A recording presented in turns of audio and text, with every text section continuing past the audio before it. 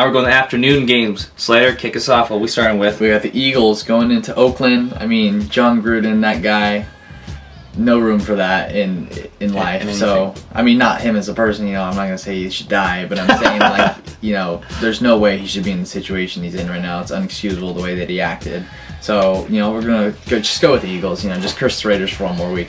Chris Raiders. I mean, they had that big win against the Broncos. Yeah. I want to mention Jalen Hurts as a passer because we can see what he can do with the legs. His huge high ceiling as a player, fantasy-wise and in general. Something about the Eagles, they just can't get these crucial wins. They're kind of always there, but it looks closer in the box score than it actually is. We saw against the Bucks.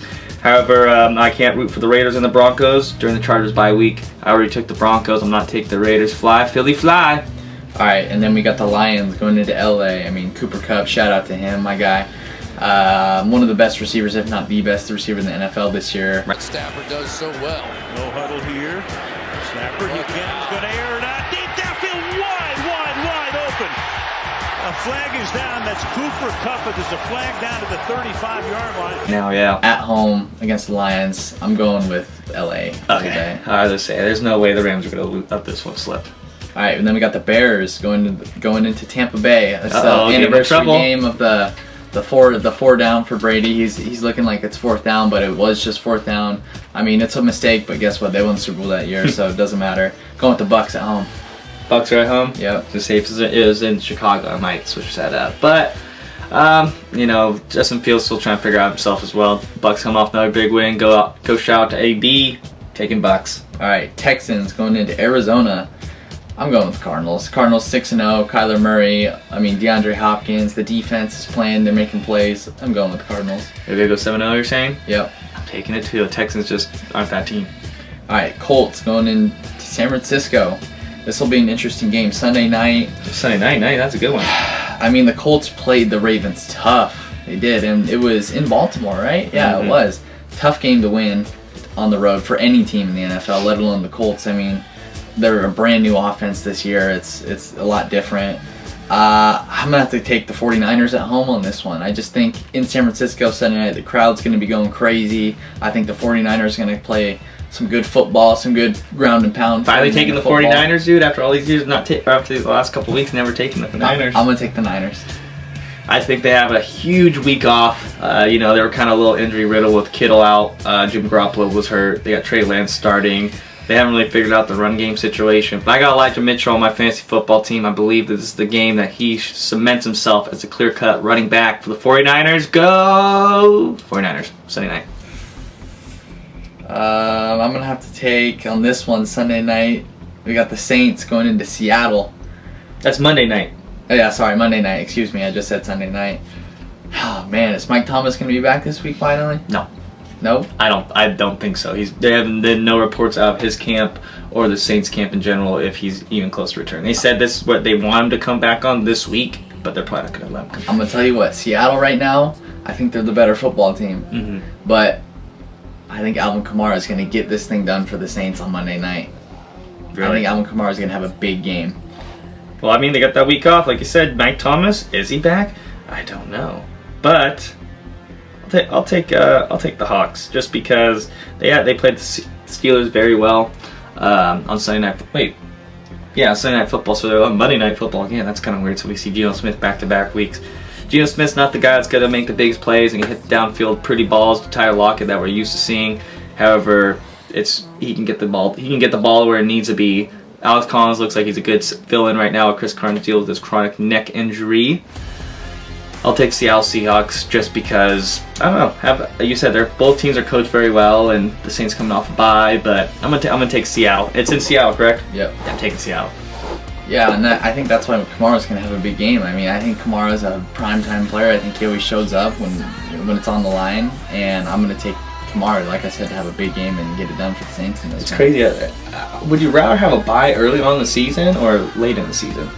Well, it depends. It really depends on where you're at as a team. Well, I know, but I'm saying, like, look at say the Saints are coming off a bye, 49ers are coming off a bye, and, they're not really good, they're not really bad, it's kind of in the middle of the pack. And then you have to play with the extra game, too. You got to play another, 12 games back to back, travel, all that kind of stuff.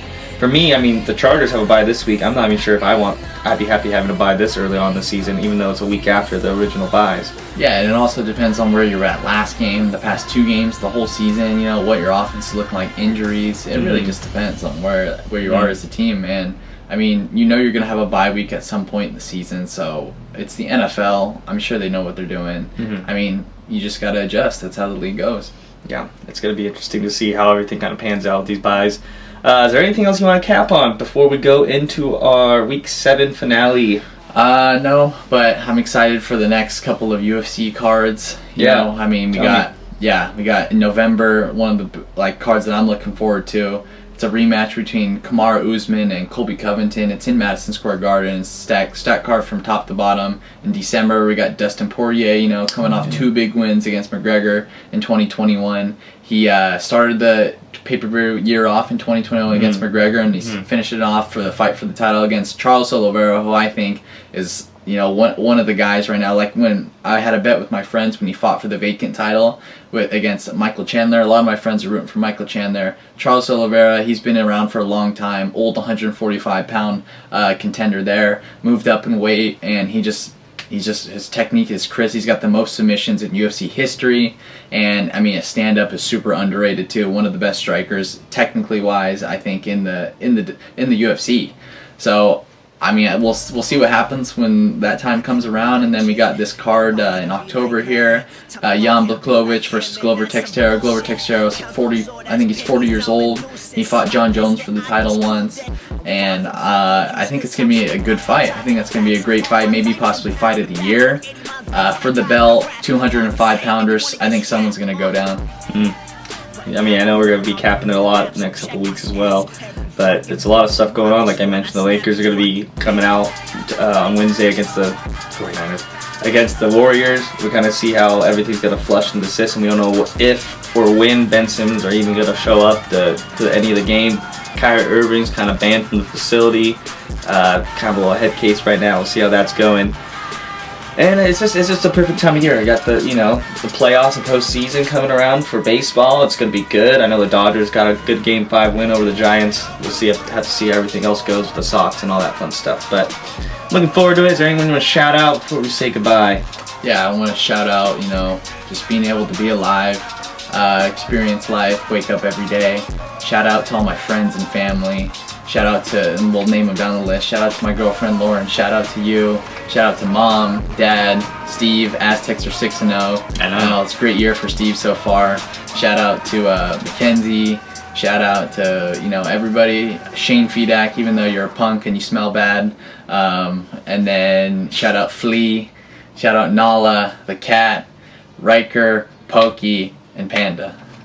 Riker. It's a dog that wants to eat me. It's Lauren's dog. Oh, okay. I was like, oh, what the hell's that? Yeah. All right, well, Slater, it's always a pleasure coming back on the set. Like I said, if you haven't seen our Fox segment, you can just follow us on Instagram and kind of check that out. Like Slater said, we start from the bottom, now we're here. We're only moving up. We've got a podcast coming in the end of October with North County businesses. We'll show you the link for that. We're looking forward to telling the people how we benefit the city of Carlsbad, what we do, and how we love to do it week in and week out. Like we said, Week 7's here, the football season in full flux. And until next time, we out.